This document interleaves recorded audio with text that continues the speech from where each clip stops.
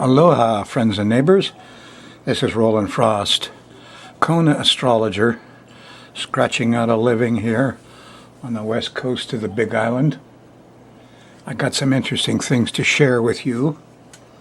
We're going to take a look at your reality and the reality of the world as we go along. We're going to cover the second week in December 2017, a rocky year. Yep, I'm carrying on the tradition of Benjamin Franklin, Poor Richard's Almanac. Ben was a heck of an astrologer, a Capricorn with a Virgo moon just like me. This is the way Ben used to look when he was in Europe. Yeah. Ben had to wear his coonskin cap when he was in Europe. The Europeans loved him more than Americans and really cherished his Poor Richard's Almanac and thought of him like a naturalist, nature's man. And so they adored the fact that he wore a fur cap, a coonskin cap. And so Benjamin he kept that whole idea rolling. He had great success in Europe. That's why he was able to go to France and get money to fight the British for the revolution. So Ben's success in Europe depended on his being an activist for nature and a study of nature.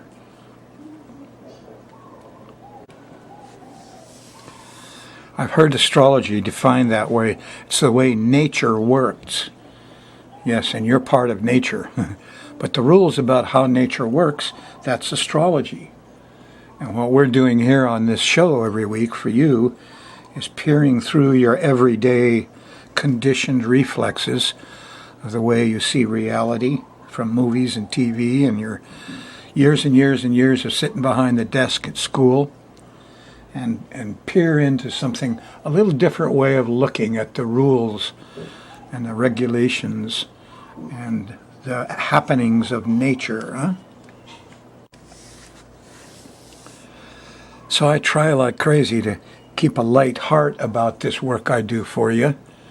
And you notice I'm carefully avoiding some of the politics now. Except one thing that's got to be really funny is as Neptune slows down and stops here, all these ladies come out of the closet and tell the truth about these old Saturn characters who were, not behaving and, classically bringing down the king. The stories in the Babylonians, of course, saw Venus in the morning star and the evening star as Lucifer in the morning, and forget some nice name for the evening star because Venus is nice. Well, we're having the morning star Venus now, and the Babylonians said that the sister would walk around the king and brush her skirts against the king and seduce him, and ruin him.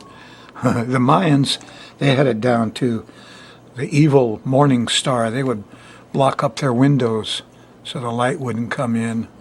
And they knew the evening star was a good girl, but the morning star, there's Quetzalcoatl, the astrologer king, and running the kingdom beautifully and bringing civilization.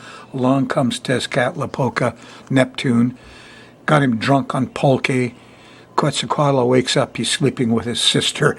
He's so ashamed, he leaves the kingdom. So Neptune brings these scandals, and spearing Venus, the Mayans called her, the evil morning star Venus, helps him create scandals. And boy, do we have some of it going on, huh? It'd be humorous if it wasn't kind of sad. Let's get serious. This is program 1097. 1097 weeks I've served you. Without a grant, without any pay. Ben Franklin's attitude, I'm serving the public. And this is my way of doing it. trying to keep astrology alive. Like Ben Franklin said, shame to the age we live in. It's gotten worse. They won't even use the word astrology anymore. But I will. I'm going to keep it alive. It is the ultimate science of religion and life and the way nature works. So I'm going to demonstrate it for you again this week. We're going to go through the second week of December. And let's see, where are we? We had a prior full moon at 12 Gemini, which squared Neptune. And so Neptune's acting up. Nobody's happy with Neptune. Floods and liquids and bad smells and,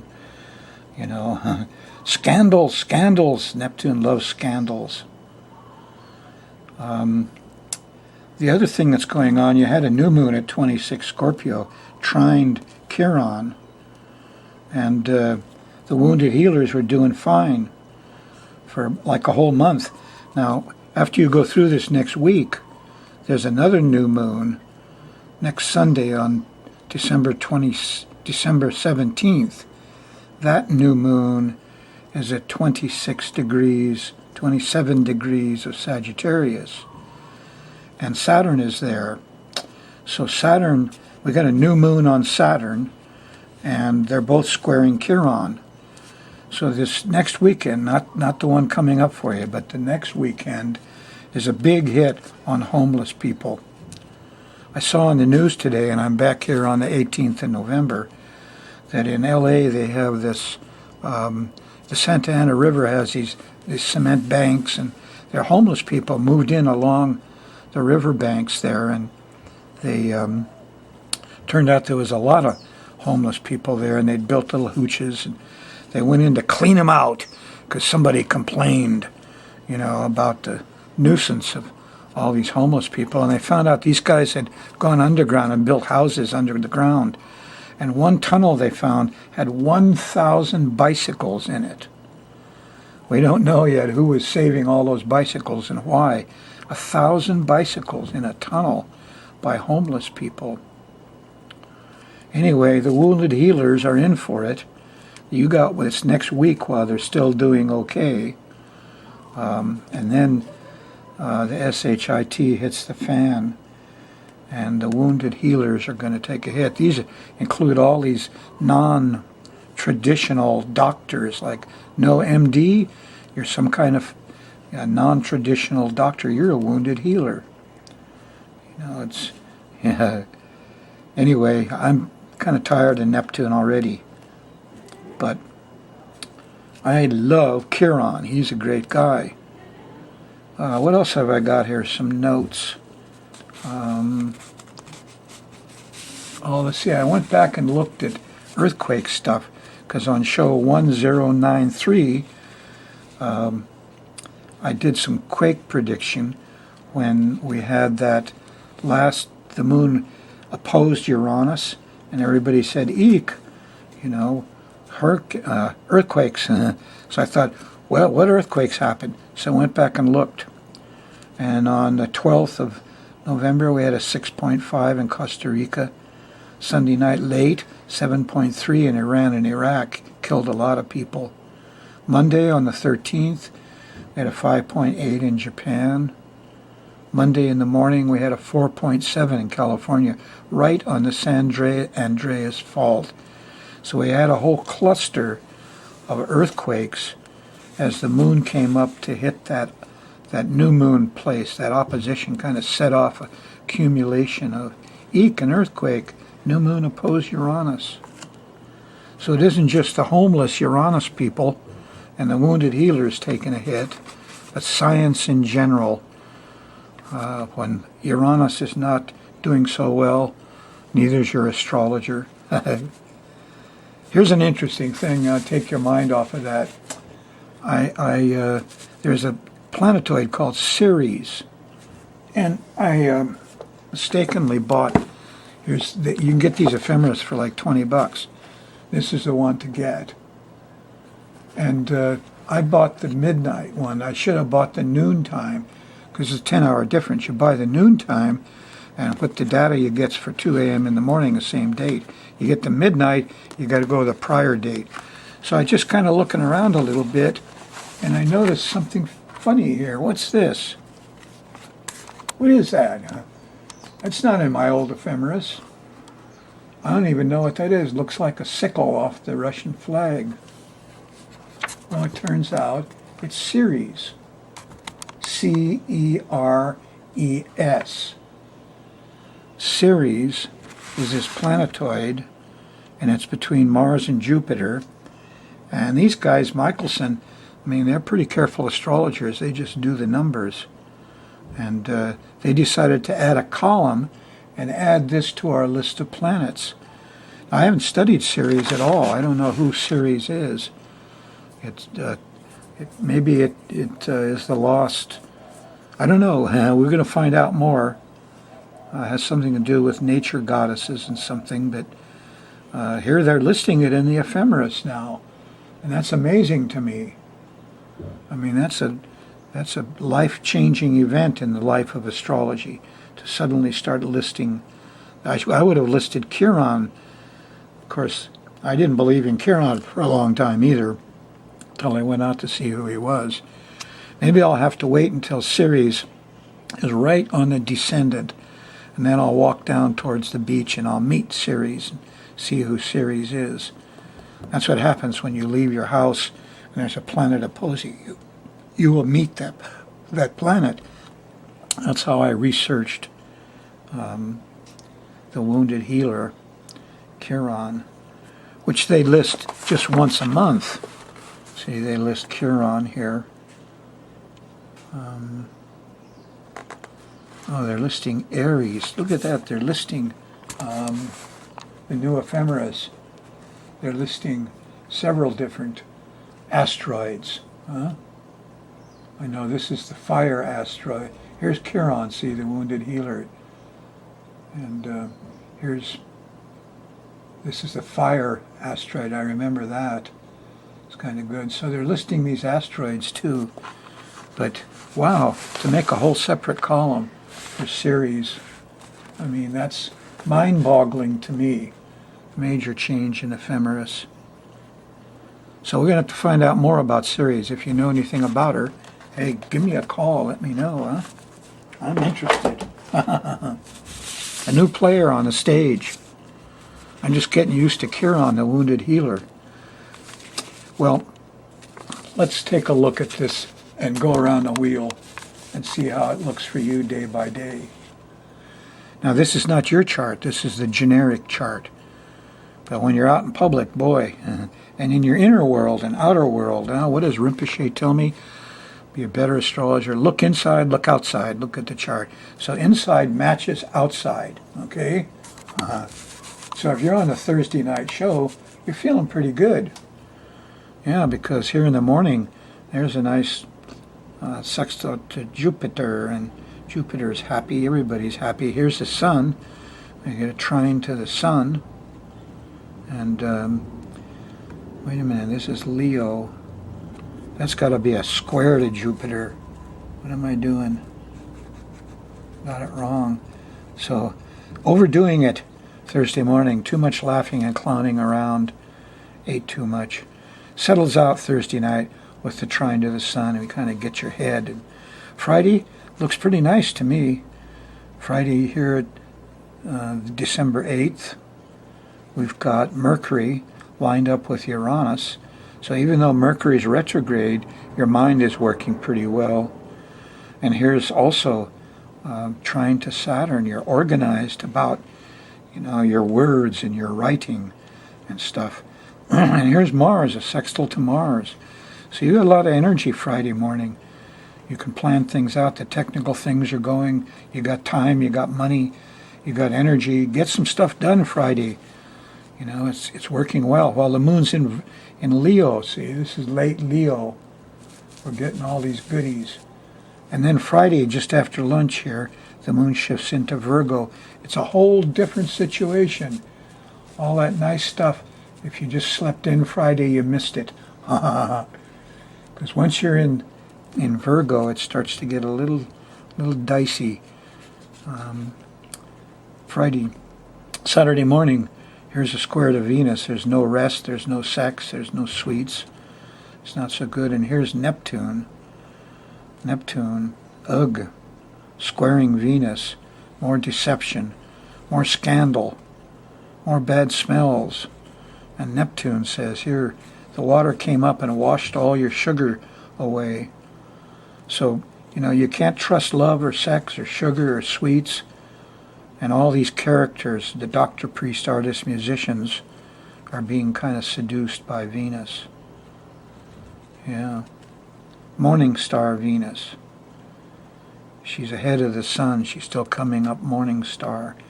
So Saturday morning is not a time to go mess around with love and sex and alcohol and booze and deception. And there's going to be bad smells and confusion. And you could get yourself in a scandal here too. Feels better Saturday night. Here's finally a nice trine to a sextile to Jupiter, and some truth and wisdom comes out, and then a trine to Pluto, so you can actually get some research done. Some new discoveries come up. Not bad. However, about midnight, the sun squares the sun, and we lose our ambition and the plan we had. And so not much is getting done here. Sunday morning, well, here's a breakfast time. Here's a square to Mercury, and it's retrograde. We're saying things twice, losing our keys, having trouble with words, communications, and transportations. So Sunday, the less you do, the less trouble you'll get into. But if you do something, here's waiting and lurking in the wings. Here's Saturn, and the moon squares Saturn Sunday night, around dinner time and after dinner. So things got really slow, probably got cold. Sunday is not such a hot day. Monday it starts to mellow out a little bit. The moon's in Libra, and it feels a little better. And here's some sweets. Here's Monday night. And here's a nice sextile to Venus. It's the 11th. And it's a good time to be with somebody you love and to be able to relax and get some sleep. Not bad. Tuesday morning, the moon's still in Libra. Starts off with a square to Pluto, a little panicky. And then Mercury comes in, and some communication happens and calms everybody down. Yeah, calm down, everybody. It's false information. I don't know. Eek, a bug. So Tuesday night, here's the sun sextiles the sun, and you're getting a plan together. You're well organized. There is an opposition to Uranus. But at the same time, you got a sextile to the sun. You want to get some stuff done. Look out, the batteries might not work. The electricals might be out Tuesday night. Don't be surprised. You can overcome it. Just stay up later and get serious. You can fix it. Wednesday, the 13th, the moon's in Scorpio. And it starts with, Wednesdays are angry. Here's a square. Here's a conjunction to Mars. Oh my goodness. The moon's going by Mars. Everybody got ticked off, impatient, angry. These are not just the sportsmen fighting with the president. Taking a knee, they call it. Anyway, I got issues about forcing people to sing anthems and take the oath, from my early school days. I remember having to stand up in the morning next to my little desk, recite the oath of allegiance. What was that? Looked like fascist hit Germany, but I didn't know. It was the first and second grade. And then they added under God in there, and I thought, uh-oh. I had trouble remembering that. I still do. I can recite the Pledge of Allegiance, but I leave out the under God part. Anyway, you might be feeling defensive here on Wednesday, throughout the middle of the day and the early morning after breakfast. So don't get in a rush. Ask yourself what you're protecting. Maybe you'll get some constructive work done. Maybe. Maybe you'll just be angry and impatient. Thursday, the moon's still in Scorpio, and we hit the good stuff. Here's a trine to Neptune. Yeah. And we got some dreams coming up and coming true, and some sensitivity, some real sensitivity. And then the moon hits Jupiter. And it's very different. The moon hit Mars, and we're all angry and impatient and feel too much testosterone. The moon hits Jupiter, and the wisdom comes out, and the knowingness, and this is the lawyer professor, lightning bolts of truth and wisdom come out. New information that you can use. Here before dinner is a nice sextile to Pluto. So Thursday's involved with inspiration, and then lightning bolts of truth, and then discovery. Good day, Thursday. You should feel it kind of continuing through Friday until the afternoon. Then the moon shifts into Sagittarius, and all the vibes change again. Yeah. You're not in the Venus zone quite yet. Not till you get to early Saturday morning and you go into the Venus zone. But you know, the moon doesn't hit Venus until early Sunday morning, real early. And when it does that, it squares Neptune. So here you're very confused Saturday night and wish you had some sweets and sex and love. And maybe you'll get some too. Maybe so. It could happen Sunday morning. So if you're still confused and feel dizzy and you drank too much, stay in bed and hope Venus will come along and help you out. But look out, she's in spearing Venus, see? Because she rises before the sun. She's up here early, so she's still pretty dangerous. And at the time she has a lot of power here Saturday night. Neptune is confused. She, here, have another drink. Now, would you give me some money? Uh-oh, Saturday night. Scandals are going on. Things are happening. As you go through Sunday, you're in the Venus zone Sunday morning. And you're going towards the Mercury and the Sun, which happens Sunday night. And the new moon happens Sunday night, too. And that new moon is at 27 Sag. It's right on Saturn. So we're going to have a month of being cold and things freezing. That's what this is. Saturn crystallizes things. And so when you have a new moon conjunct Saturn, things crystallize. Here they're trying to make laws. Laws are a crystallization of these ideas. Let's put under God into the anthem. Pledge of Allegiance, rather. So make some laws if you want. We don't know if everybody's going to follow them, though. And one thing's clear. They're not in the favor of the wounded healers. Let's make a law and say that all these acupuncturists, chiropractors, faith healers, all these different forms of healing from all over the world are myths and superstitions, and only your MD with a medical doctor degree from a university can pass out the pills and get the insurance money. Eek! It's a new moon on Saturn. Yeah. So don't make bad laws and don't crystallize bad stuff. You'll have enough trouble with the sudden icing up of your world Sunday night, because that'll go through the next month. Yeah. Especially the last half of December. We're going to have that iciness. That's kind of the way it is this week.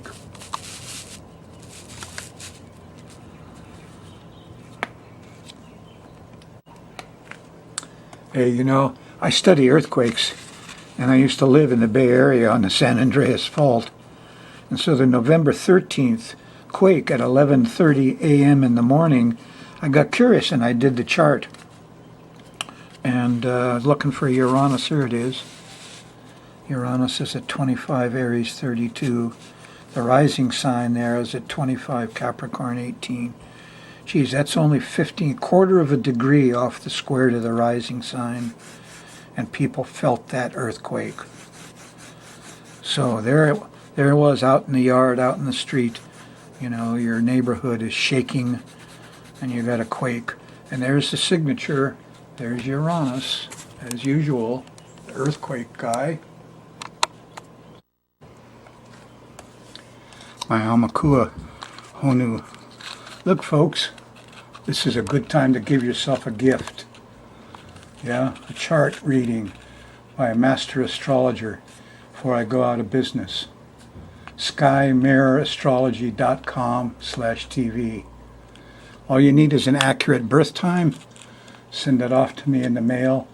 You can do this on the internet at rollinfrost@yahoo.com. And I work cheap, I'm working basically about $45 an hour. And I need to work at the end of the year. And you need to give yourself a gift. Yeah, because it's amazing what happens when if you never saw your chart before in your life, oh boy, what an eye-opener it is.